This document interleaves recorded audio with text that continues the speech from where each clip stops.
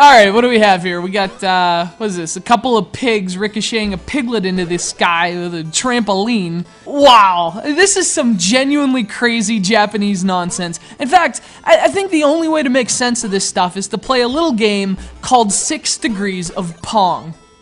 So grab a notepad and play along, Undertoads. This is Plump Pop, which is basically just a prettier version of the 1977 arcade game Circus. Well, which we'll charitably refer to as largely inspired by the 1976 classic Breakout, which was heavily influenced by Pong. Now, the take-home lesson is that Plump Pop isn't very original.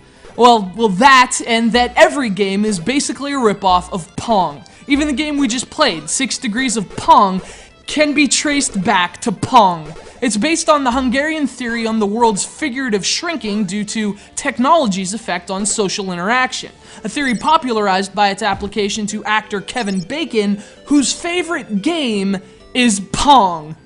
I mean, if your mind isn't blown, you just haven't been listening.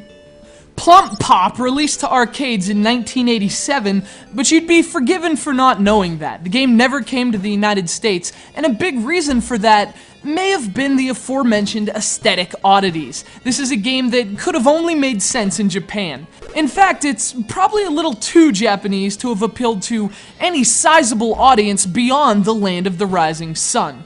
Or, you know, the rising bread, as in bread that levitates.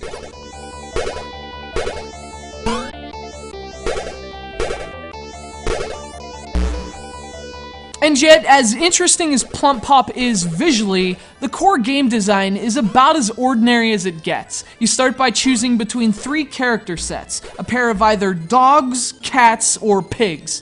Again, it's totally random and totally bizarre, but functionally, they're all the same. You're basically just choosing sprites, and they have no effect on the game itself.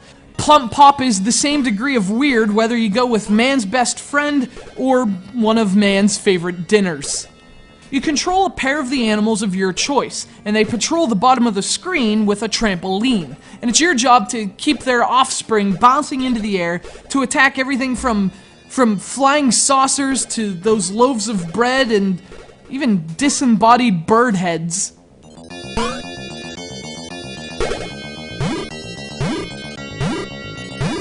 If you've played Breakouts or Arkanoid or any of the countless clones those classics have inspired, you've basically played much better versions of Plump Pop.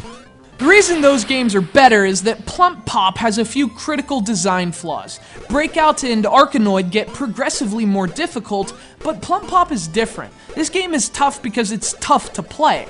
The controls are kinda sticky, and since your young projectile bounces so quickly, that's a real problem. Moving your characters with the speed and precision the game requires is virtually impossible. There's just way too much floating stuff on the screen, and it often sends your baby hurling back toward the ground faster than the controls allow you to react. Despite its just painfully cute appearance, Plump Pop is absolutely brutal the moment you take control, and it stays that way until asking you for more quarters. Which is, at its longest, usually just the span of a few minutes. It's kind of unfortunate too, because Plump Pop is an otherwise cool game. It looks great and there are some really cool boss battles and bonus levels to break things up. But that stuff doesn't mean much when the game is just prohibitively difficult to play. Plump Pop has a lot of wind at its back, but unfortunately, its appeal quickly drifts away.